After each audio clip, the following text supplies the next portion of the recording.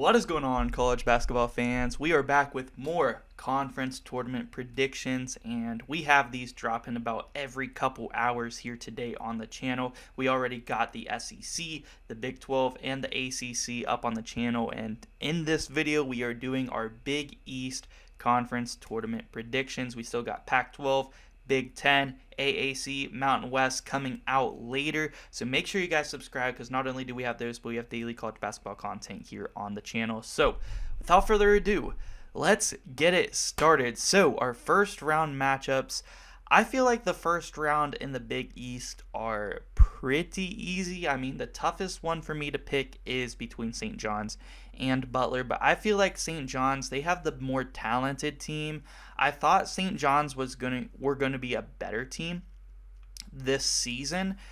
I was wrong about that, but I do think that Curbelo, Posh Alexander, David Jones is going to be enough here to get past Butler and make it to the quarterfinals at least. So I do have St. John's here moving on, if I could spell it. Okay, there we go. So next up we do have Seton Hall going up against DePaul here in the first round. Don't have too much faith in DePaul.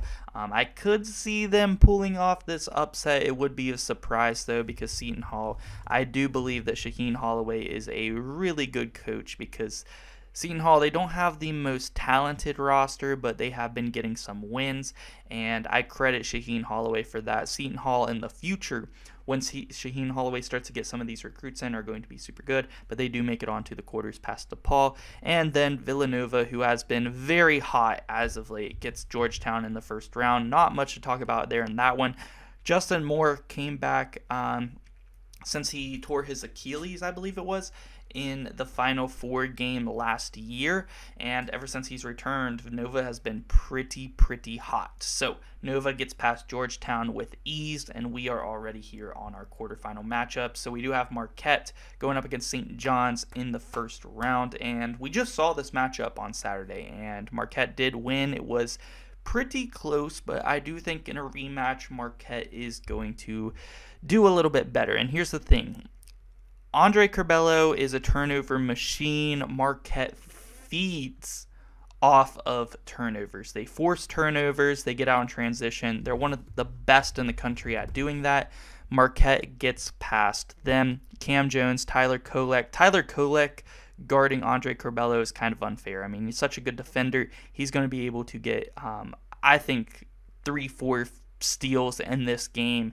Marquette gets past St. John's pretty easily, in my opinion, and moves on to the semis.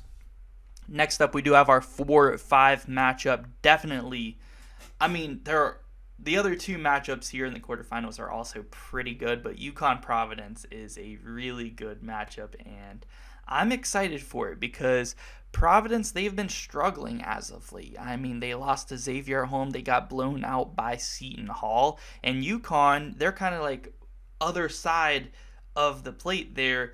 UConn has been heating up lately. Like, they have been on fire. So with that alone, it's enough for me to pick UConn, and I do feel like UConn is a tough matchup there for Providence right now. The way that UConn is playing, they are really hot right now, and I am going to have UConn move on to the semis to go up against Marquette. Providence, they definitely could win this game. I'm a big fan of Ed Croswell, Devin Carter, Bryce Hopkins. They're all super good players, but I think, if Jordan Hawkins is playing really well today in this game, and also Andre Jackson Jr., if he's playing good, then that's when this UConn team's at the best. You know what you're going to get from Sanogo and Klingon and Caravan, Tristan Newton, Jordan Hawkins, but I really do believe that the big X factor for UConn, not only in the Big East tourney, but in the NCAA tourney, is Andre Jackson Jr. If he is playing at his peak, being a great athlete, a great passer, a great defender, if he can make a couple of threes, I mean, UConn is one of the best teams in the country when he can do that. He really brings that team together, but UConn moving on. Next up, we do have Xavier going up against Seton Hall, 2 versus 7 seed, and Xavier, another team like UConn, they've been pretty hot lately, but some bad news came out for Xavier as Zach Fremantle is actually out for the season. They were expecting to get him back, but Xavier with Sully Boom, with Colby Jones, they have been playing their asses off, man, as of late. I mean, they have been killing it. One of the best backcourts in the country, and I'm not even exaggerating. Xavier has been killing it right there. Jack Nungy, he's also a really good center there for Xavier. I think too much talent, even without Fremantle on this team, to get upset by Seton Hall here, even though Seton Hall did just beat Creighton. Or did just beat Providence pretty bad Saturday. They might have some momentum coming into this game, but Xavier has been playing really good. I'm going to pick the Musketeers to move on in this one. So now we have our 3 versus 6, and this one I could definitely see Villanova picking up the upset. Like, I am actually pretty close to picking Nova in this game. We just saw it not too long ago. This matchup, and Villanova did win just a couple of weeks ago.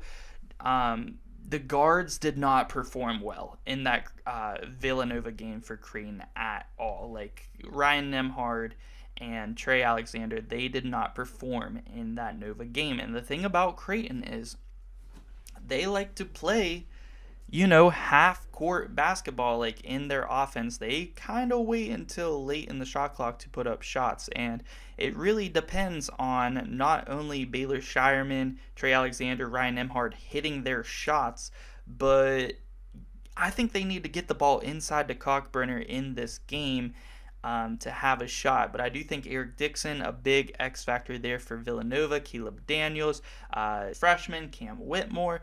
But I really do believe, even though Villanova doesn't have that many good guards on their team, it helps a lot that Justin Moore is back, but they do play really good defense on the opposing team's guard, and I do think Nova can win this game. I think it's going to be close, but the reason I am going to take Creighton to move on is because I trust Ryan Nemhard. I think he's actually a really good point guard. I think he has a good game in this one, even though I feel like Trey Alexander will struggle with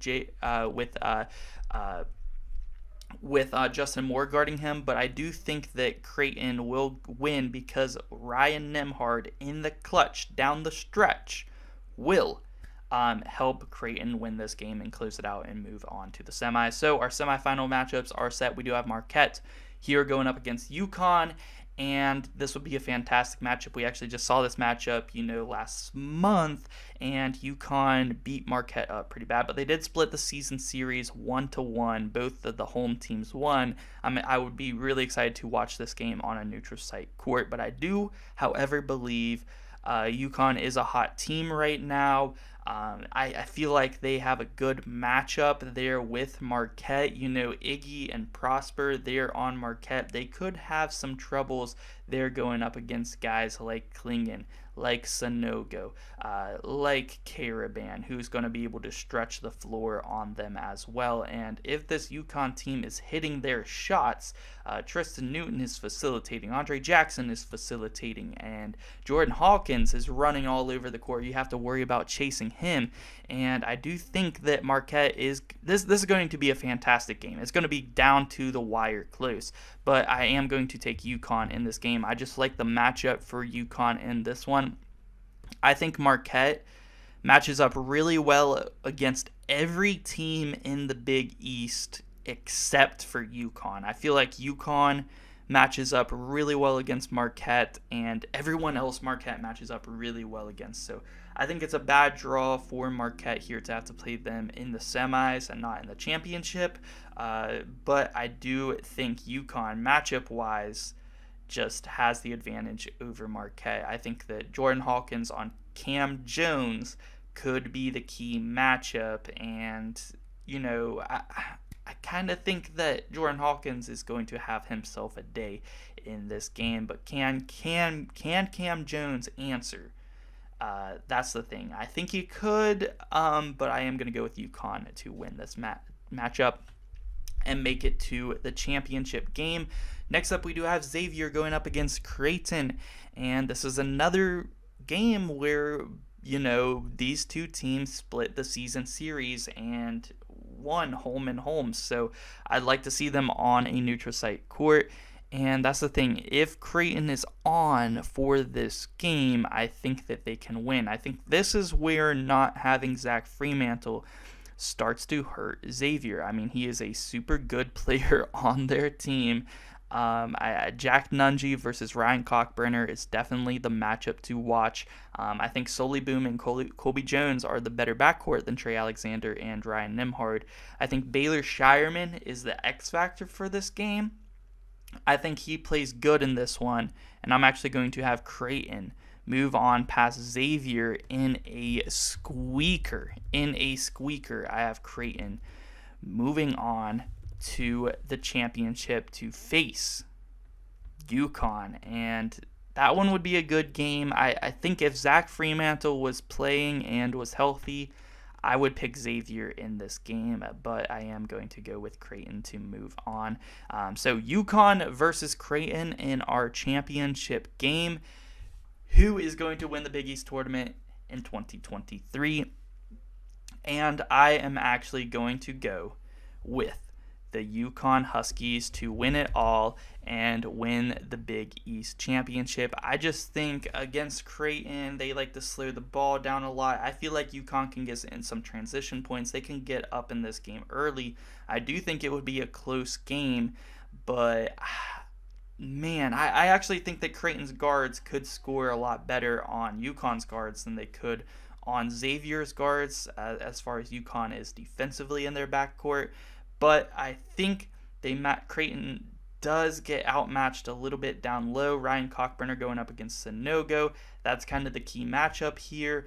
And, Creighton did beat UConn in Omaha, but at a neutral site court, and they also barely beat them in that game. But I think at a neutral site court, I got UConn in this one, winning the tourney. So let me know what you guys think down below. There are, in my opinion, 6 teams out of the 11 that could win the entire thing here, and maybe 7 if you want to say Seton Hall could. I mean, they did just blow the doors off of Providence, but I don't think they can win 4 games. I think that they could get kind of far. I don't think they could win 4, but I do think Villanova could win the Big East tourney. I think Creighton, I think Xavier, I think UConn, I think Marquette, and I think Providence. I think all those teams have a shot at winning the entire thing, and given the matchups, how it all sets up, I have UConn defeating Creighton 4-3 in Madison Square Garden to win the championship. Let me know what you guys think. Comment down below. Drop a like if you guys enjoy, and of course subscribe for daily college basketball content here on the channel. And yeah, guys, thank you so much for watching.